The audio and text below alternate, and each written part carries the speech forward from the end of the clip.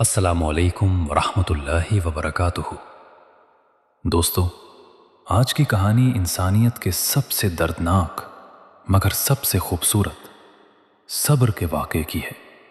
یہ واقعہ ہے جب نبی کریم صلی اللہ علیہ وسلم مکہ میں دعوت دے رہے تھے، لیکن جب اہل مکہ نے سخت مخالفت کی تو آپ صلی اللہ علیہ وسلم طائف تشریف لے گئے۔ آپ صلی اللہ علیہ وسلم نے وہاں کے لوگوں کو اللہ کا پیغام دیا، لیکن انہوں نے نہ صرف انکار کیا بلکہ آپ صلی اللہ علیہ وسلم پر پتھر برسانے شروع کر دیے۔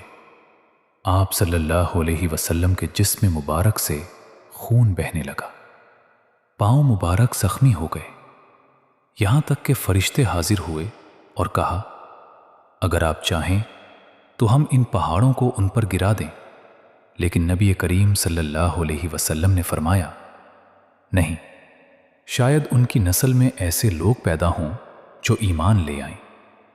دوستو، یہ ہے رحمت اللہ عالمین صلی اللہ علیہ وسلم کا اخلاق کہ ظلم کے بدلے بھی بد دعا نہیں بلکہ دعا دی جاتی ہے۔